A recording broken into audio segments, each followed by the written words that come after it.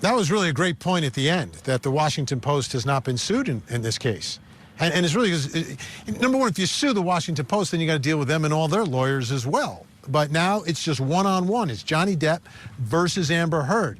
And don't be mistaken, this is really a domestic violence trial dressed up as a defamation case. Because what's going to be litigated, or what the testimony is going to be about, is whether or not Johnny Depp abused Amber Heard. Let me bring in our think tank tonight, folks. Line him up. Joining us, criminal defense attorney, former prosecutor. He's in Englewood Cliffs, New Jersey. Albert Wunsch III is with us.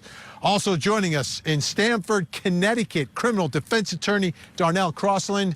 And also with us, family law attorney from the city of brotherly love, Philadelphia, Pennsylvania, Jennifer Brandt is with us. Great to see everyone. Okay, Al Wunsch, do you see this the way I see this? This is a domestic violence trial. This is not going to be this is domestic violence is what they're going to be talking about. Well, it's going to be domestic violence, of course, but I mean, this is a ridiculous. Wait. Can I just stop you? Al, can I just stop you 1 second? I just want to point something out to the rest of the think tank. He agrees for half a sentence, then he throws a big but in it, and then he's got to disagree. Continue, Al. Sorry. For those of you scoring at home, the situation is that it is basically a dogfight between two idiots, okay? This is like putting out fire with gasoline. There's no winner in this trial. The fact that they think that their careers are going to get kick-started as a result of being put under a microscope again is as ridiculous as it comes. I mean, there is no reason for this trial to be going forward. In any situation like this, all he is doing is not only ripping off the Band-Aid, but ripping off the scab and putting a deeper incision. There's no winners in this. I don't know why any lawyer would have convinced them to, well, I guess because from the standpoint of the attorneys, the only ones that are going to win in this case are the lawyers. The lawyers are going to win because they're going to make a lot of money, okay, and they're going to get a lot of notoriety. I mean, you can see it's being covered very, very, extensively with CourtTV there, of course, and all the other news media showing up there. And the attorneys are going to do great. These two people, they might as well just be sitting in a dissection lab and just being cut open again. It's ridiculous. Darnell, do you agree? Because the American public is going to get to see and hear the evidence for the first time. Yeah, there was a trial that was similar over in the UK, but there were no cameras, just a bunch of men and women wearing wigs inside of a courtroom. We don't get to see it. We don't get to hear it. But here the evidence will come out. I mean, if this jury comes back and says, Johnny Depp, it was all a lie, you don't think he gets his name back? Well, Vinnie, I'm going to go with the question that you asked from the beginning. What are you doing in Virginia, Vinnie? This is CourtTV. We deal with serious topics, Vinnie. We deal with murders, Vinnie. So what happens here is this is rich people problems, Vinnie. What we have here is a situation where if she was beaten, as she says she was, somebody would have been arrested. We would be in criminal court. But obviously, she must not have been beaten that bad where the police will call and no one was arrested. So we have rich people problems. We're in Virginia hanging out. Let's see what happens here. So this is just, I'm going to get you back, and if you give me $50 million, I'll go and do some more rich people stuff. But if this was a real problem, the cops would have been called and someone would have gotten arrested. So we're going to hear a lot of stuff about stuff that us regular And we're going to hear from police officers. We're going to hear from police officers. Jennifer Brandt, let me ask you something. Family law, that's your specialty. This is a bitter breakup, right? A super bitter breakup. Is this unusual, what we are seeing play out? Because they settled their divorce, but there were allegations of domestic violence. Are allegations of domestic violence, are they like standard in all divorce cases? Are they made? And is it more about getting a better settlement, or is it about actual domestic violence from your experience? Vinnie, it's usually about actual domestic violence, and it's not usually played out over and over and over again numerous times. If there is a domestic violence allegation, it's usually something that's litigated at the outset of the matter and not something that carries on, because once people are separated from each other, the domestic violence usually ends. The domestic violence is usually going on before they break up. But I just have to say something about. Well, let me ask you this. Let me ask you this, Jennifer, because this is what everybody. This is what I'm hearing. Okay, this is what I'm hearing. I hear from the Deppies and the Depp heads, the people supporting Johnny Depp. They're saying she made it up. She made up the domestic violence. She married Johnny to get famous. All right, that's a separate issue. But she made up the domestic violence to get a better settlement, to be a victim, to raise her profile in Hollywood. Is that even possible? Do people do that in the real world? Do people make up and accuse their spouse of domestic violence to get a better divorce, to get custody of their children? They absolutely do, Vinnie. They do all the time to get an advantage. People make allegations against the other spouse. One piece of advice I always give to my clients is when you're separated or you're about to get divorced and you're still living in the same house, watch out for your spouse. Don't do anything to incite them, because the next thing you know, they'll be calling the police and getting you thrown out of the house on a domestic violence claim. So it happens all the time, Vinnie, and that's why people go to court and then litigate these issues and figure out if they're really accurate, if something did happen, if there was actually violence, if there was any kind of bruising or injuries or not. But you know, Vinnie, this is something that I think Johnny has something to prove here, that he's saying he didn't do it. And I think it's a comment against the Me Too movement, really, for someone to come out and say, you know, all these women are coming forward and ruining careers of men for legitimate claims, and he's not going to let that happen to him. And I think that's what's really going on here, Vinnie. Al, let me ask you this, Al, because I value your opinion on this one. A lot of people say, why would you accuse someone of domestic violence if it didn't happen, right? If it wasn't real. On the other hand, why would you bring this defamation suit if it wasn't all a lie? Is there any other reason for Johnny Depp to bring this lawsuit if it wasn't a lie? Well, obviously, in his opinion, it's a lie. But see, what I don't understand is that Hollywood has a very short memory, and that we have forgiven so many people who have done stupid. I mean, Matthew Broderick killed 2 people in a motor vehicle accident in Ireland. I mean, I bet most people didn't even know that. Okay, but he has. Okay, Robert Downey Jr. served time. He's now one of the greatest stars in Hollywood. Okay, I'm sure that Will Smith will be welcomed back in less than 10 years after slapping, Chris Rock at the Academy Awards. Hollywood has a very short memory. And what Depp is doing here is a very foolish move. It's really very foolish from the standpoint of the fact that if you take Mel Gibson is welcome back. Every one of these individuals have come back been welcomed back. Has anyone been welcomed back? Has anyone been welcomed back, Darnell, after domestic violence? This is different. This is an allegation of striking a woman, being violent in your marriage, abusing your partner. Has anyone come back from that? Well, Vinnie, I'm going to disagree with Al a little bit. The point here is not whether it's true or not. Join the team. Join the team, Darnell. That's our job. Disagree with Al.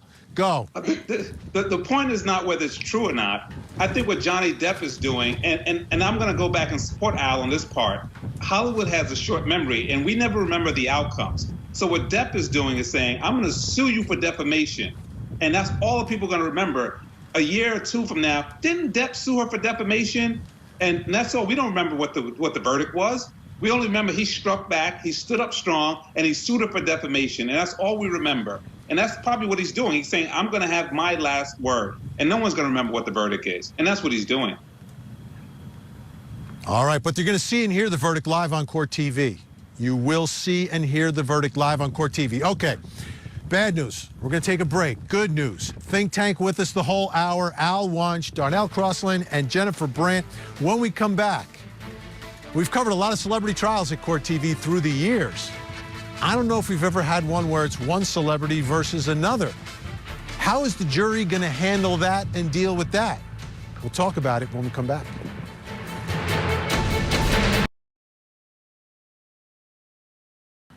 Well, this case is two celebrities going at it, one a bigger celebrity than the other, but both, you know, stars. Let's bring back in our think tank. I want to understand from our think tank what the celebrity factor is here in Fairfax County, Virginia.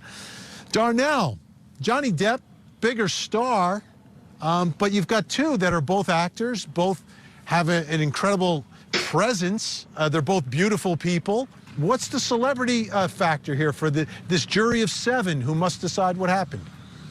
Well, when I was looking at this case, I think I was wondering, like a lot of people, why Fairfax, Virginia? And I think through the research, we find that because of one of the computer servers of the newspaper was in Fairfax, that's why they ended up there. So I thought I knew everything about the law, and now I find out where the computer is located, you know, determines jurisdiction. Fairfax, Virginia, they said that the biggest trial they've had in that area was the sniper case, which is up the street up in D.C. And so I'm at a loss as to whether, in fact, this small town, homegrown space is going to really be impressed by these Hollywood muckety mucks. So, you know, I'm waiting to see. Maybe they're just going to call it like they see. Interesting. Yeah, we're in the leafy suburbs here, Jennifer Brandt. We're 20, 30 minutes from D.C., a lot of government workers here. But what do you think the celebrity factor is inside this courthouse? I think it's going to have a greater impact here than it certainly would in L.A., where celebrities are just run-of-the-mill. So in Fairfax County, this is a big, big event, and we've got all kinds of media coming in, and it must be a lot going on there, Vinnie, in that small, you know, town where people don't usually see trials like this. So I think it's going to have a big impact, and I think this is a great ground for Johnny Depp to have this trial because people know him, they like him, you know, he's been in a lot of family-type movies, and I think it's going to help him more than it would if he were having this trial in L.A., for sure. All right, Al, you've got Johnny Depp, iconic, right? You got Amber Heard, whose star is rising. Aquaman. Have you seen it? I don't know if you've seen it, Al. Bottom line, is there an advantage? Is there an advantage for one celebrity over the other? Is there a celebrity impact here as they fight over hundreds of millions of dollars and try to figure out whether or not Johnny Depp abused Amber? Well, if you're taking a look from the standpoint of who's the bigger star, obviously Johnny Depp is the bigger star of the two. Although I've got to be honest with you, I kind of lost track of him after 21 Jump Street. That was my favorite Johnny Depp one. But nonetheless, he has, he has eclipsed, obviously, Amber Heard head and tails. Aquaman didn't do quite as well as the swashbuckling movies of the Pirates of the Caribbean. And he's been nominated for an Academy Award, I think, 3 times. He's got numerous nominations for Golden Globes and SAG Awards. So, I mean, he's far more accomplished with regards to his persona. He's also got a very strong background with fans. People seem to love him. And he seems to be able to do very well in just about anything he tries. I mean, I met him once at a release party for the band he's in called the Hollywood Vampires, which is a band with Joe Perry, Alice Cooper. I was actually a guest of Alice Cooper, and he's the guitarist with Joe Perry. And I will tell you that Alice Cooper says that he's a phenomenal guitar player, and so did Joe Perry. So, I mean, the guy has talent. He has a ton of talent. But, this is just kind of foolish. You mentioned before about celebrities that have had domestic violence accusations that have been able to keep their career. Nicolas Cage, James Brown, Sean Penn, all of them have had serious domestic violence accusations and have gone forward and had continued success. Josh Brolin, who's, had a renaissance as of late, another one. Okay, Al, you win. You win. Okay, Al, you win. You got it. Well done. I'm sorry.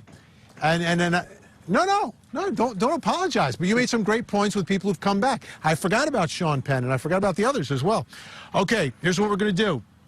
When we come back, we're going to switch gears a little bit because we got big breaking news in the Doomsday couple case. Lori Daybell, Chad Daybell. They have a trial scheduled for early 2023. Big news on Lori Daybell. We've got it next. All right, we also had big breaking news today in another huge trial that we were tracking on CourtTV. I'm talking about the case of the Doomsday couple, Chad Daybell and his wife, Lori Daybell. Big news involving Lori. You know that she is having some issues with her competency, which is her mental state right here, right now. Not her mental state at the time of the murders of her children, but her mental state now, and a big news out of Fremont County. She's been deemed competent to stand trial. Chanley Painter, CourtTV legal correspondent, has more details for us tonight. After nearly a year with her case on hold, Lori Vallow Daybell is mentally competent to stand trial for the murders of her children and her husband's first wife, Tammy. A written order Monday announced that Lori will be released from a Department of Health and Welfare facility where she has been undergoing treatment in northern Idaho since last summer. She will be released to the custody of the Fremont County Sheriff's Office. Lori and her husband, Chad, are charged with multiple counts of conspiracy to commit murder and first-degree murder in relation to the deaths of 7-year-old J.J. Vallow and 16-year-old Tylee Ryan, two of Lori's children who were missing for months before their remains were uncovered in the backyard of Chad Daybell in Fremont County, Idaho. The couple also faces murder charges in relation to the death of Chad's first wife, Tammy Daybell. Lori's case has been on hold since last summer when she was declared incompetent for trial. Chad's case has rolled on with prosecutors filing notice they will seek the death penalty against him. And now it is likely with Lori's trial back on track, prosecutors will also file to seek the death penalty against her. The couple's joint trial is scheduled for January 2023, but Lori will be back in court April 19th for her arraignment. Reporting for CourtTV, I'm Chanley Painter. Amazing development, huge development, because many of us thought she may never be competent. Chad Daybell would be tried by himself, but now they'll be side by side in court, both charged with murder, both facing the death penalty for the murders of her children. Let's bring back in our think tank Al Wunsch, Darnell, Crosland, and Jennifer Brandt with us. Jennifer, let me ask you, how does this change the dynamic now? Because Chad Daybell trying to get his case severed has been denied again. So right now it looks like they will be seated together inside that courtroom. How does it change the trial? Well, it definitely changes the trial because it'll be interesting to see how this all unfolds. I mean, do they turn on each other? Are they united together? Are they, what's going to happen and what evidence is going to come out in all of this? And are they both going to be convicted? Are they both going to get the death penalty? I think it makes the trial just much more interesting and exciting to see how they interact with each other and how their lawyers present the case on behalf of each one of them. So it should be pretty interesting for us to find out finally what happened and get to the bottom of it. All right. Darnell, I want to play something for you. This is a little phone call between Lori Vallow Daybell and her friend Melanie Gibb. At one point, they were like BFFs. Now she's going to be the key witness against Lori at the trial. Let's listen. Well, I was wondering why you told the police why he was with me. I just needed to have somebody so I wouldn't have to tell them where he really was because they were going to tell Kay where he is. Oh, yeah. So do you think it's like your family or, like your family, your dad or... those my people. Family, well, not my whole family, but as you know, most of my family is working against me and with her, basically. Yeah. Is JJ safe? He is safe and happy. Darnell, there she is lying to her best friend and sort of getting her best friend into the middle of all of this. With that as a known piece of evidence, can Lori Daybell at trial try to paint the picture that she's a victim of the prophet Chad? Well, you have a real big problem when you court trying to manufacture an alibi. An alibi should be something that happens naturally. And when you listen to this back and forth, it looks like she's trying to manufacture this alibi. And I think that's going to be very, very problematic. Just to back up just a quick second, with the whole idea of bifurcating these trials, they do this for judicial economy. But after a whole year of delay, I wonder how economic this is. I just finished winning a murder trial, the first murder trial they tried in Connecticut since COVID. And we begged to have this case separated. And then the judge got upset because once the case started, myself and co-counsel started to get along. And we started to work together. And then the judge started to get upset. He said, first you guys wanted to bifurcate, now you guys are sharing objections. And we said, Judge, it was a forced marriage. It was an arranged marriage. What else can we do? And we made it work. So sometimes you never know with these judges. Let's take a listen now to more of Melanie Gibb asking Chad and Lori if there's a reason that she might be in danger. Because remember, at this point where they're talking, the children are missing. Nobody knows where they are. And obviously, Chad may have some idea because they're buried in his backyard. But let's listen to the conversation. You know, when I asked Chad the other day, I was like, hey, you know, where is JJ? And he said, for my security, he didn't want me to know. So is there a reason I should be in danger to know where he is? No, it's nobody. It's his danger. It's the danger that there's people after me. Okay. We just felt that if you knew, that puts you in a danger. Well, just in a bad position. Yeah, bad position. Everybody, if they don't know anything, then they don't have to say they know. Right, so you're just worried. Okay. I'm just to keep him protected and keep you protected. So Al Wunsch, there they are trying together, Lori and Chad, trying to sell their story to Melanie Gibb. She's not buying it. She knows there's something wrong. That's why she's recording the thing for investigators and to protect herself. Do you think they have a unified defense? Do they together try to somehow claim their innocence? Or do they sit in court, point the finger at each other? What do they do here? Well, I think Chad's got a problem now that he doesn't have an empty chair to point at, and now he's got her there. But I'm going to tell you, I'm betting dollars to donuts on this, Vinnie, that she has a relapse within the next couple of months and starts spewing out some sort of religious hokum to demonstrate that she's not mentally competent to go forward. There is something, you know, off on this woman, clearly. And I have a sneaky suspicion that it's going to be orchestrated and it's going to be going forward on this. And then Chad's going to get a trial with an empty chair. Wait, are you saying orchestrated? Orchestrated? Wait, what do you mean orchestrated? We only have I mean, 10 she's, seconds you know, here. What do you mean orchestrated? She knows exactly what she did, and she's not mentally unstable. Okay, she's under, you know, she's in love with this guy. He didn't want those kids, and she had them killed to please him. There's nothing mentally unbalanced about that. She's just a cold, savage killer.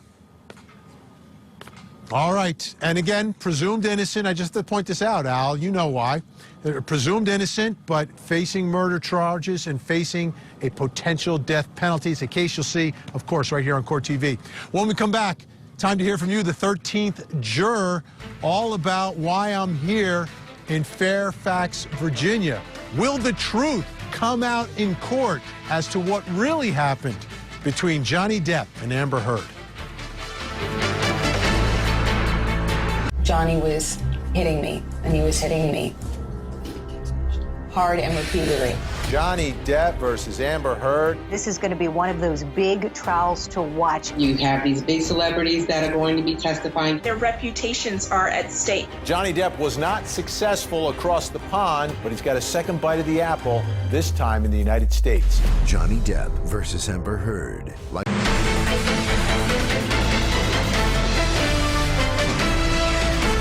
if you had a message for Johnny Depp, if Johnny Depp is going to be watching this, tell me your message, and I'll go from right to left just to give you a little more time, okay? We love you, and the truth is going to come out, and no matter what, like, I believe in you, and everything's going to go right. Yeah, just be positive. We love you.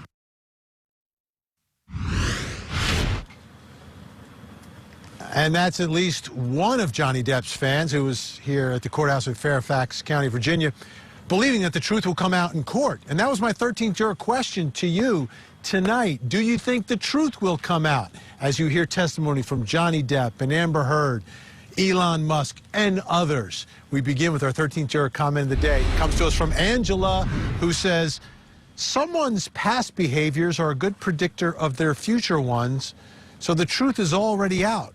In my opinion, let's bring back in the think tank, Al Wunsch.